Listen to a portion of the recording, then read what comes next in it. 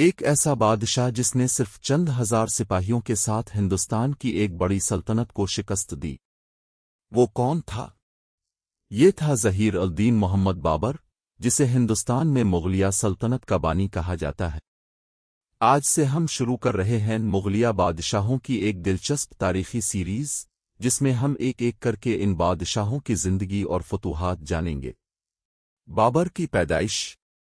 ظہیر الدین محمد بابر 1483 میں وسطی ایشیا کے علاقے فرغانہ میں پیدا ہوا۔ وہ ایک ایسے خاندان سے تعلق رکھتا تھا جس میں حکمرانی خون میں شامل تھی۔ بابر کا تعلق اپنے والد کی طرف سے تیمور اور والدہ کی طرف سے چنگیز خان کے خاندان سے بتایا جاتا ہے، لیکن بابر کی زندگی شروع ہی سے آسان نہیں تھی۔ صرف 12 سال کی عمر میں اسے فرغانہ کی حکومت مل گئی۔ اتنی کم عمر میں تخت سنبھالنا ہی ایک بڑا امتحان تھا۔ سمرقند کا خواب۔ بابر کا سب سے بڑا خواب سمرقند پر قبضہ کرنا تھا۔ اس نے کئی مرتبہ سمرقند حاصل کرنے کی کوشش کی اور کچھ عرصے کے لیے کامیاب بھی ہوا، لیکن حالات بار بار اس کے خلاف ہوتے رہے۔ آخرکار بابر کو وسطی ایشیا سے پیچھے ہٹنا پڑا۔ یہ وہ وقت تھا جب بابر نے اپنی زندگی کا رخ ہندوستان کی طرف موڑ دیا۔ ہندوستان کی طرف پیش قدمی۔ بابر نے کابل پر قبضہ کیا اور وہاں اپنی طاقت مضبوط کی۔ اس کے بعد اس کی نظریں ہندوستان پر تھیں۔ اس زمانے میں دہلی پر ابراہیم لودھی کی حکومت تھی۔ لودھی سلطنت اندرونی اختلافات اور سیاسی مسائل کا شکار تھی۔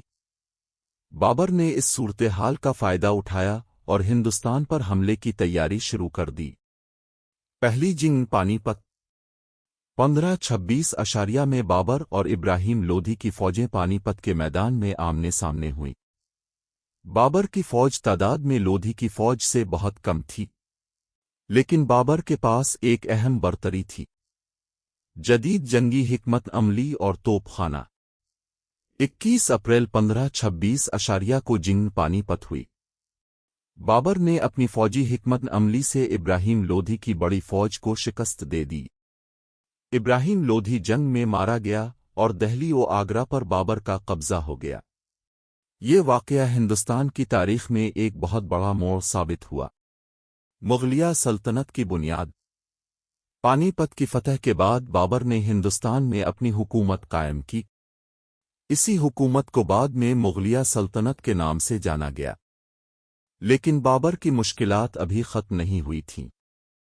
اسے راجپوت طاقت کا سامنا کرنا پڑا، خاص طور پر میوڑ کے حکمران رانا سانگا سے۔ 1527 میں خانوا کی جنگ ہوئی۔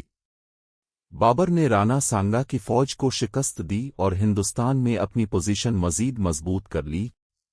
بابر کی شخصیت۔ بابر صرف ایک جنگجو اور بادشاہ ہی نہیں تھا، وہ لکھنے پڑھنے کا شوقین بھی تھا۔